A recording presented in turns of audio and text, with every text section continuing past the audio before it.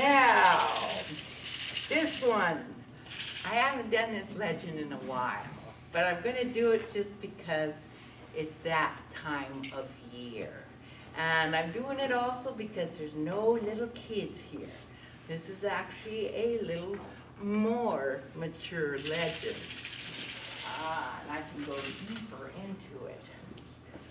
Long ago, the women and the children had spent most of the day picking the sweet, tiny blackberries. Now, some of the children had more berries in their tummy than they had in their baskets. Some of the younger children had more berries around their mouth than in their basket. But to make the job not so much a job, the women were finding out who was expecting a baby, who was getting married to who. And I've been told, no. I know jokes were told that would even surprise the men. In other words, it was time to kind of let their hair down as they pick the sweet, tiny blackberries. But as the sun was falling to the west, and as the women started gathering baskets of the blackberries, there was a rustling in the brush. As the rustling in the brush got closer, the women motioned with just to the children who could run quickly enough and fast enough to run back to the longhouse. Now for the children who were too young, they quickly picked them up, held them underneath their arm, and took their head and held it close to the mother's heart. When the small children heard the fast beating of the mother's heart, they knew that they had to be very quiet. As the rustling of the brush came closer, the women took their hand, took their hair, brought it behind their ear, and took their hand and brought their ear forward so that they would be able to hear as well as a deer. And as the rustling of the brush came closer, all of a sudden there was this horrible, horrible stench. About then, out of the brush came this huge monster. His legs were as big as tree trunks, his skin was as tough as leather, and his eyes had a hypnotic red glow to them. This monster started chasing the women all through the berry patch. And as he was chasing them, he took his huge, big feet and he started knocking over every basket of berries, wasting them on the ground. Now the women managed to escape and they made it back to their longhouse. And they described to their men exactly what they had seen. At first the men thought, maybe you ate a bad berry, or maybe you've been out in the sun too long, because what you described doesn't exist. Well, days passed, the women weren't talking to the men, the women weren't looking at the men. In fact, the women weren't even feeding the men. The men decided, you know, maybe we should go out in those woods and look for this monster. When they got to the berry patch, they looked for footprints, none to be found. They looked for hair that might have fell from the monster, but there was none to be found. That night, when everyone was fast asleep, all of a sudden, the guard dogs stood up on all fours and they just froze. Now in the past, those dogs would have ran out that door and chased whatever it was that was coming. But in this case, they didn't move an inch. The hair on the back of the dogs came straight up, and for the first and only time, the dogs made a sound that went like this.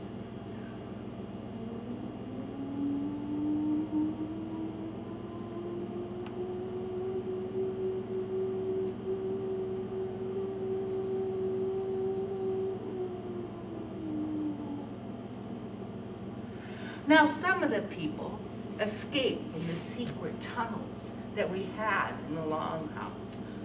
Others just froze. That monster came and started throwing pieces of driftwood on the roof, screaming and yelling through the entire night. Just before the sun came up, he disappeared.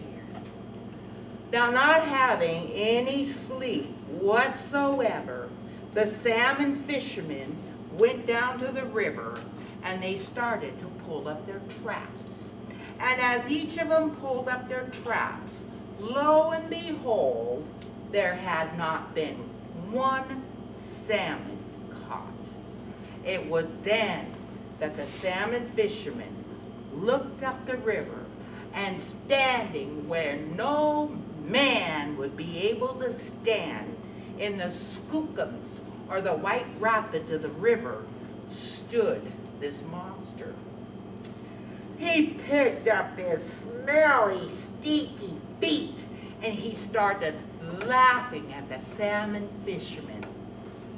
It was then they realized that as long as that monster was to stand in the river with his stinky, smelly feet, that the salmon people, you know, who live at the bottom of the ocean, would never travel up the river again.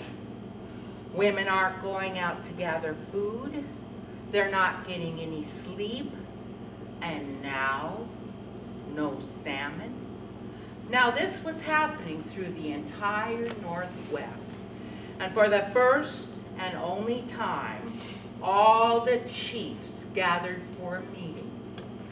At this meeting, one of the chiefs raised his talking stick and he announced, "Why don't we have the sharpest spear, and we'll have the strongest warrior, and he'll be able to go out and kill that monster, and we'll be rid of him forever." As soon as he spoke those words, the whale hunter grabbed the talking stick and he announced, "I should be the one that kills this monster. I kill whales that are 10 times as big as that monster." And then the elk hunter, he grabbed the talking stick and he announced he should be the one that kills the monster because he knows the woods better than the whale hunter. Well, they argued back and forth until finally 4 young men brought forth this huge rock. The rock was about this big around and about this long. They took the rock and dropped it in the middle of the floor of the longhouse. Then a young girl of just 6 seasons came forward with a dish. In this dish was full of bear grease. She took the bear grease and she started rubbing all over the rock. For whoever could carry the rock the furthest without dropping it would be the one that would kill the monster. Well, it's been said that the warrior that carried the rock the furthest had carried it 6.5 miles up the side of a mountain and back without dropping. After the special spear had been made, as the warrior was leaving, he stopped and asked an old elder. He says, "By what name shall I call this monster to his death?" And the old elder spoke and said, "His name is Glukik." So as he was leaving, you could hear, "Glue pig! Glue pig! Glue pig!" Weeks passed, and the warrior never returned. The parents had a wonderful meal in his honor. And it was after the meal that an elder stood and worked his way forward.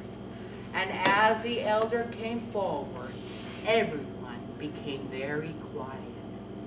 The old elder spoke and said, "Dig a hole, dig a deep hole, put some branches on top of the hole, and then place your prettiest maiden on the very edge of the hole." At that very moment, all the people working side by side started to dig this hole. It took 2 weeks to dig a hole deep enough that would keep this monster at the bottom of the pit. They had just placed the prettiest maiden on the very edge of the hole when they heard the rustling of the brush. Blue Keith came out of the brush, ran straight towards the maiden, made it over halfway over the hole before he finally fell through. When he hit the bottom of that pit, he started screaming and hollering so loud that it created avalanches in the Olympics. The people didn't know if they should cover their ears or cover their nose. Glue Keith tried to crawl up, only to fall back down. Days passed. He soon collapsed at the bottom of the pit. And it was then that the elders came forward. And as they gazed in the pit, they all thought, "I'm not going to feed him. Not after what he's been doing to our tribe." Well, one of the men raised his arm and said, "How about we'll just take the dirt that we took out and we'll put it back in and we'll bury him alive." Well, as we put the dirt back in, he can arrange it in different levels and escape and kill us all. Another warrior raised his arm and announced, "How about we'll just fill the hole with water and we'll drown him? Well, he'd be able to float to the edge and escape and kill us all." Well, there were ideas upon ideas until finally the old elder came forward and he announced in just 2 words, "Burn him." The people took a couple steps back. "Burn this monster? Well, your idea of capturing him in the hole worked, so your idea of burning him shall also."